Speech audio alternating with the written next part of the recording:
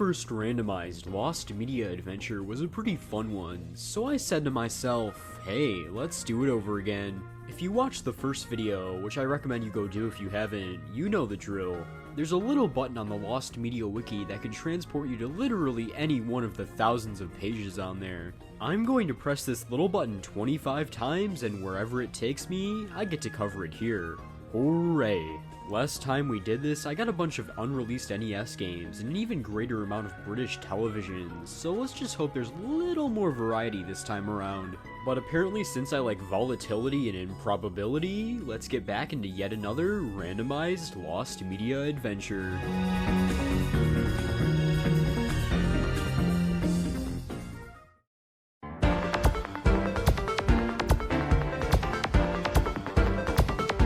The name's Bray Bond, and I'm here first and foremost to cover the famed James Bond YouTube channel Calvin, Bond Reviewer. As the name suggests, this was a channel created by Calvin Dyson where he discusses material from the James Bond franchise. Simple as that. The channel is still quite active today with over 60,000 subscribers, but many of his older reviews uploaded from 2010 to 2012 have either been taken down due to copyright or Calvin himself removing them, leaving them mostly lost. These older reviews were a part of the My Weekly Bond series, where every film in the franchise was reviewed at some point. The first episode reported missing was the review for A View to Kill, which was taken down due to copyright issues. A new version with new narration and footage was uploaded on May 17th, 2013, but the originals stayed missing. But this wouldn't even be the last of the missing videos, because from 2014 to 2017, the Great Purge happened. The original reviews of Dr. No, From Russia with Love, Goldfinger, Thunderball, You Only Live Twice, Casino Royale 1967, On Her Majesty's Secret Service, and Diamonds Are Forever were all taken down, oftentimes being replaced by longer and newer versions. While many of the removed videos are still gone, in 2020 Calvin started reacting to some of his older content, with one video in particular he reacted to being the original upload of A View to Kill, so I guess this case is still wide open.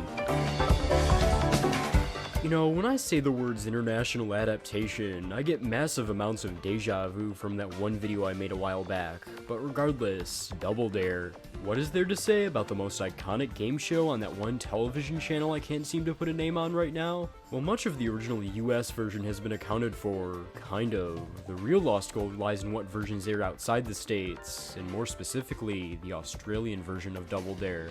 Airing on Channel 10 from March 13th, 1989 to sometime in 1992, the show was hosted by actor Gary and stayed relatively faithful to the original version. Same structure, same physical challenges, same obstacle course. There was even an adjacent Family Double Dare spin-off, which, get this, lasted a whole 3 episodes in the summer of 1989 before being pulled.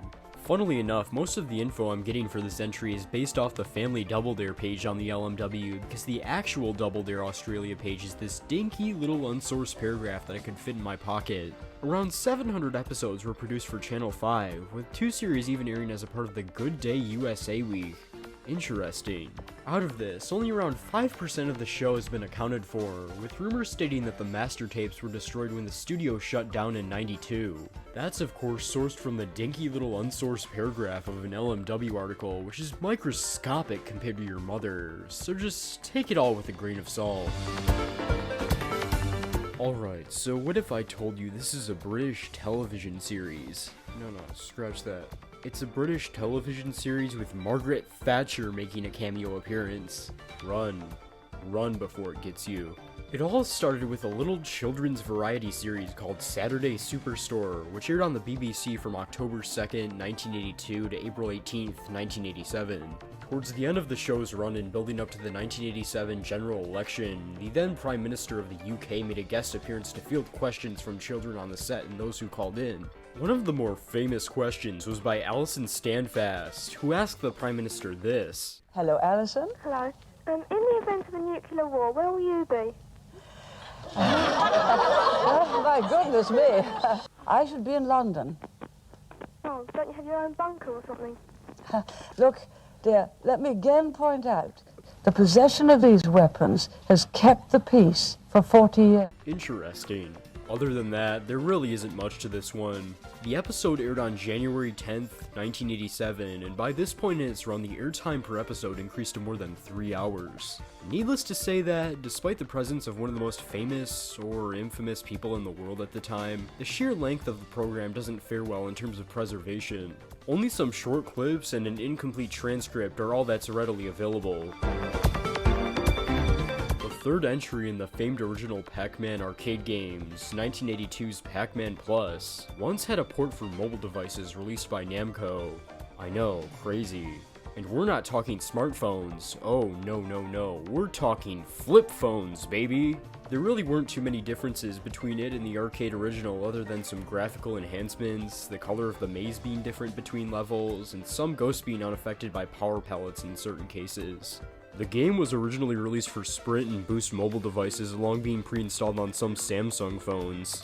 Yet aside from one meager gameplay video on a page on the old Namco Games website, Pac-Man Plus was looking to be buried alongside the droves of other mobile phone applications from back in the day.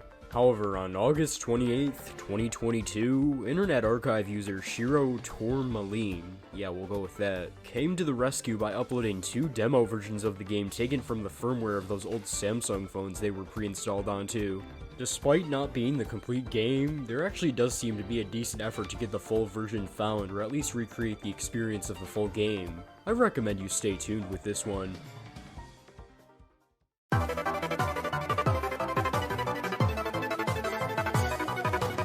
Vor-Tec Undercover Conversion Squad is a continuation of the trend of cheap 80s and 90s cartoons based on toy lines having ridiculously long titles. Created by Universal Cartoon Studios as a part of Plaster Television's syndicated Power Block, the show ran for 13 episodes between fall 1996 to September 1997. As said, it was based on a toy line with heaps of extremely shallow lore, mind you. According to the Lost Media Deep State, the show told the conflicts between Hudson Rourke and his Cade of Vigilantes, the Techs, and the evil Biomechs led by Rourke's older brother Lord Matrix, a madman intent on spreading a virus that turns its victims into biomechanical beings. Both sides waged their battles with powered armors and transforming vehicles. This whole franchise is actually tied in with the popular Mask line, which was also produced by Kenner and went as far as reusing toy molds from it. Despite the toy line's decent success, the animated series didn't exactly become a household name, and all we were left was a theme song, short excerpts of an episode, and a few scattered production materials uploaded by the crew. And then something weird started to happen. Stuff started to get found. A lot of stuff started to get found. On November 7th, 2019, YouTube user TF Archive uploaded a full episode of the show titled The Hunger. On September 25th, 2020, a clip of the Spanish dub was uploaded by user Natsumi Hibari. In early 2022, scenes from the show's final episode, Fallen Angel Part 2, started to pop up, eventually leading to a climax when the full thing was uploaded by Dragon Star Planet. But there's more! On February 26, 2023, YouTube user Freestep Argentina FC Retro Contido Extra uploaded a compilation of 6 episodes of the show, albeit in Spanish. Yeah, this show's findings are pretty all over the place, but it goes to show you that there is certainly an effort out there to put this mystery to rest.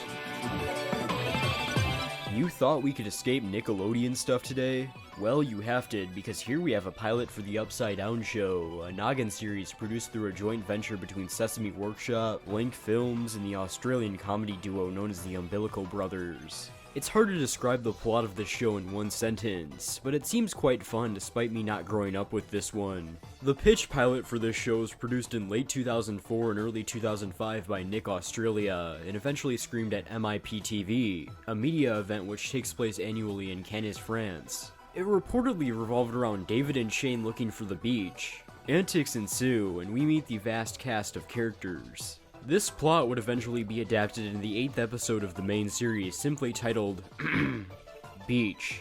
Like many pilots, there are some notable differences compared to the final show, like how they opted to literally glue the entire living room set to the ceiling instead of simply flipping the camera. Talk about an upside-down show, both in appearance and logical reasoning. The character Puppet had a different design and name, Stretch, and David and Shane wore colorful t-shirts instead of these. The LMW does say that the Umbilical Brothers have a copy of the pilot and plan to release it, but the paragraph is more on source than your grandma's cable box not being plugged into HDMI. At the end of the day, who knows? vehicular manslaughter inside video games has been a beloved pastime for generations, with games like Mario Kart, Burnout, and Cell Damage being standout examples. But there could have been another in this genre that unfortunately never got across the finish line.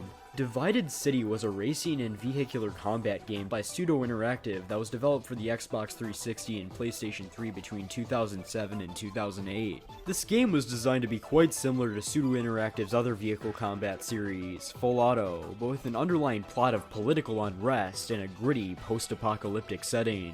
The player would have been able to take advantage of armored vehicles to fight against huge combat tanks and other mechanical enemies. From the looks of it, it seems like it could have been an interesting little experience, but unfortunately we might never be able to play it. Pseudo Interactive went under in April 2008, and Divided City went down with it. A playable demo was made, as indicated by a 9-second clip of the game, but the whereabouts of the demo are unknown and any playable version is completely lost. Some concept art, models, and storyboards seem to be all that's left behind. Caillou is a show with a very much beloved protagonist that never ever throws a fit or sheds a tear. He's a good person and an even better role model for your kids.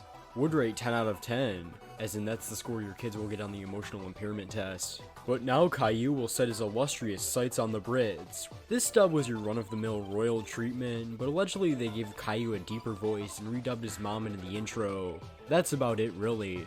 This dub would air on Cartoonito in the UK between 2008 and 2012, usually in the wee hours of the morning between 4 and 7 AM, hence why much of the show is not readily available. In fact, no full episodes at all are readily available. The only piece of footage from this dub is 2 short clips and some Cartoonito promos from 2008, with one fittingly being a 2-second shot of Caillou doing his signature moves. There's evidence of some Caillou clips, printouts, and even games being on the Cartoonito website back when it was actively airing, but it seems those files are long gone. It's a shame that one of the greatest artists of our time has Lost Media associated with his show, but I'm always clinging on to hope. Just kidding, there is no hope. Only despair. Come on guys, Caillou was a visionary. Someone call a museum or something to see if we can get this found. And here we have the obligatory obscure anime series that seems to have popped up quite a bit in our last random dive. In this case it's Hoshi no Ko Poron, roughly translating to Starchild Poron. This is a surprisingly large anime series despite the short time it was on the air. 260 episodes aired between April 1st, 1974 to March 21st, 1975, and it'll become obvious why in approximately 2 sentences.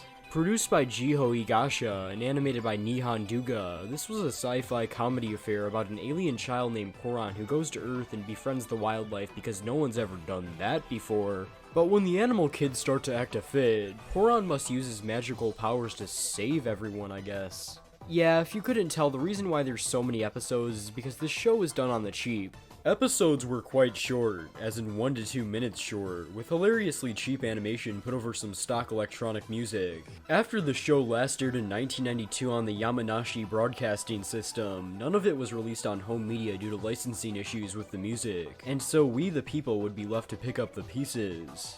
Luckily, many of the episodes have been found over the years, and there's a comprehensive list and archive of episodes on both Nico Nico and YouTube.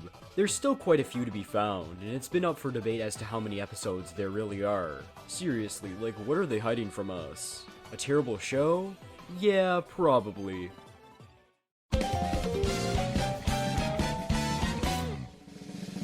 What time is it? Why, it's everyone's favorite time. The time where I get to talk about an unreleased NES game! Like that's never happened before. Rush and Crash, or the Speed Rumbler depending on if it's a Wednesday or not, is an arcade action shooter game released in 1986 by Capcom. The game is about a group known as the Zapper, who attacks America in the 21st century. When the home of our main character, Super Joe, gets attacked and everyone gets kidnapped, it's up to him to stop this evil group and bring peace to his hometown.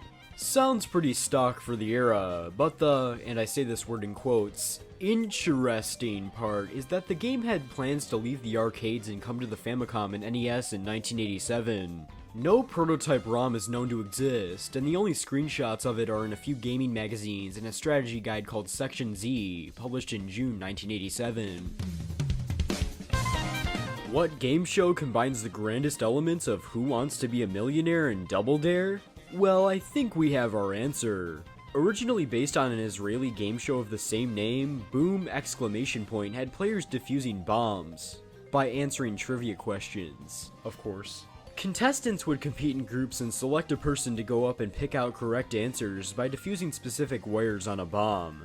If you get all of the correct answers, congratulations, you get to move on up through the 7 rounds, each getting progressively harder and with more cash on the line. But if you pick a wrong answer and cut a wrong wire, oh ho ho, then, well, the name of the show says it all. Everyone gets sprayed with some sort of substance contained inside the explosive, like the maple syrup bomb, or the wedding cake bomb, or the shower rangers bomb. I watched part of the first episode, and I actually kind of liked it. Maybe it's a bit too similar to Who Wants to Be a Millionaire, but then again, pretty much every primetime network game show in the 21st century is some slight variation of Millionaire. A lot of the reviews from around the time of the original run leaned into this angle a lot more, and generally were a lot more pessimistic towards the show as a whole. As Variety put it, Boom! Is mostly a bust. Episodes of Boom! Aired sporadically for about a year between June 25th, 2015 to August 21st, 2016 on none other than the network that brought us such classics as The Chamber and Our Little Genius, Fox. Once the negative reviews started to roll in, the network just didn't see the need in keeping this one around when it came down to the wire. And so Boom! Was diffused after just 10 episodes, out of which the first episode is fully available. There were some international versions that were decently successful and lasted longer, but other than that, Boom! Might just have to go down as a bomb. William Freeze Green was an incredible pioneer in the film industry. Over nearly 3 decades, he would make breakthroughs in camera technology, film materials, and change the way people made moving pictures forever. One of these breakthroughs came in 1888, when Freeze Green was experimenting with a new photographic material called celluloid, which would later be seen as a replacement to the archaic standard of glass plates. This would go on to be a major feat in moving pictures, as using this process, he would patent the chronophotographic camera in 1889, which allowed for 10 frames per second to be captured with celluloid film. That same year, Freeze Green would take an experimental sequence of photographs near Hyde Park Corner in London, of which the crude moving picture would come to be named after. But if you really wanted, you could call it leisurely pedestrians, open-topped buses, and handsome cabs with trotting horses. While it wasn't the first true film, it is believed to be the first film shot on celluloid. Despite this historical feat, the few people that were able to even view the film did not like it. The human brain can process a fluid frame at around 16 frames per second. Freeze Green's chronophotographic camera could only allow for 10 frames per second, leading to a perceived unsteady motion. If only our film criticisms were this simple today, because I would really love to hear Doug Walker say, "Man, this film is not moving at a substantial rate in which the human brain can perceive it as fluid." It's this criticism which may have led to the movie going nearly completely missing in the following decades. Some people have claimed to seen footage shot in a similar location, but in reality these are taken from another film, 1896's Piccadilly Circus. All that exists today are 6 frames from a full 20-foot reel, documented in the Jonathan Silent Film Collection. These meager frames show a man and a child, claimed by Freeze Green to be his cousin Alfred Carter and his 3-year-old son Bert, walking in Hyde Park. There may even be another sequence of people riding horses, but this remains unconfirmed, as does most of the contents in this piece of film history. It really is a shame.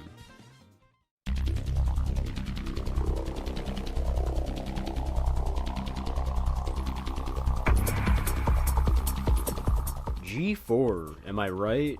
A gaming-focused cable channel which existed for a while and then just ceased to do so. While video game content was the main course of this delicious meal, especially early on, there were some side dishes here and there. One of these was Action Blast, a show which was only sorta, kinda, maybe a show. While marketed as a variety series, it was actually more or less a massive infomercial for the toy giant Hasbro, who was having trouble getting programming slots on other networks. Here's how a typical episode of Action Blast went. Edited content from the Hasbro library would be shown with host segments, usually 2 abridged episodes of Beast Wars, Battle Be Daman, or Transformers Cybertron. These segments were done by Tango Pix, a company I could find almost nothing on. Alongside the episodes were what Hasbro called BAMs, which were essentially little adverts for their products. Sprinkle in some shorts revolving around Kaiju Big Battle and Dr. Physics, which was made in this cool looking building in Providence, Rhode Island, and you have yourself a juicy episode. But you thought this hour-long infomercial masquerading as a show couldn't be more blatant? Well, the show was treated as such. Cable guides listed it as paid programming in its 8 AM slot, there were no commercial breaks, and G4 only identified itself at the half-hour mark due to company policy. Needless to say, it didn't last long.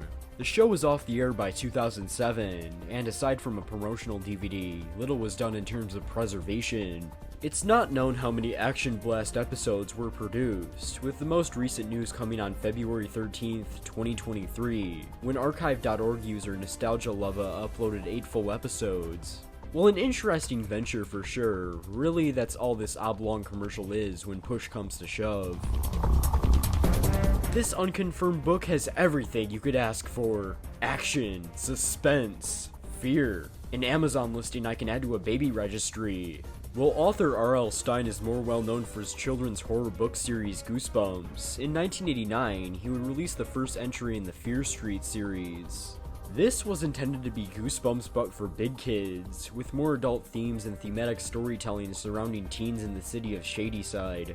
However, the book we set our sights on today is actually from the spin-off series, 1995's Ghosts of Fear Street. In 1997, rumors started to swirl about the 36th entry in the series, titled The Funhouse of Dr. Freek, which would release sometime later that year. The book was said to have revolved around a kid named Joe Turner breaking a funhouse mirror at a carnival, releasing an exact double of himself, causing antics to ensue. There were various listings in publications, online retailers, ISBN databases, hell, there was even a contest advertised in another entry called Monster Dog, referencing how you could win 25 precious copies of Fear Street number 36. It seemed like this would be the real deal. But then, nothing came of it. It's likely this was due to a complicated switch in publishers during this period, of which Golden Books came out as the victor. Interestingly enough, it seems that Funhouse was pushed aside after this switch in publishers for Hide and Shriek 2, a sequel to the first book which would become entry number 28. Afterwards, the series would mysteriously end, and not a single page or piece of art has ever been seen from number 36, and it has come into question whether the book ever actually existed at all. As mentioned earlier, the book is listed in ISBN records and on R.L. Stine's website, as well as online retailers like Amazon, where hey look, there's a review! That is broken English and doesn't even exist anymore. There seems to be an active effort to prove this book's existence, but like most things in life, we may never know what horrors lie within. This French film, whose title translates to The War of the Kids, was released in 1936 as an adaptation of Louis Pergaud's 1912 novel War of the Buttons. Running for 87 minutes, the film revolves around the children of rival towns in southern France being turned against each other, but the teacher in one village and the mayor of another are driven in a completely different way. What way that would be is uncertain to me. The film is mostly known for the involvement of two famed French singers, Charles Aznavour and Marcel Mouloudji, both of whom would launch into international stardom in the next decades. The film was considered lost for many years, with only one copy being known to exist, making it unlikely for someone to resurface with it decades later. The thing is, I don't know what's crazier, this or the fact that it actually happened. In 2012, a man named Paul Sedir came up with this prized copy, and since then the film has bounced around a few times and has been shown at a few select occasions. Still, the only footage publicly available from La Guerre des Gosses is from a news report by France 3 documenting its rediscovery. I know I have said this throughout the video, but once again, there really isn't much to this one. And so that's 25 more pieces of randomized Lost Media to expand your brain with. Is it full yet? I hope not, because that is only the tip of the Lost Media knowledge this channel plans to give in the coming months. I'm sorry this video took a while to get out, there's really no particular reason why that's the case, but here we are today. As I've said time and time again throughout this video, there's really not much to this one. God, I'm going to hear those words in my sleep. This has been BrayBray. Thanks for watching. Like, subscribe, and remember that Buff Yoshi is forever supreme.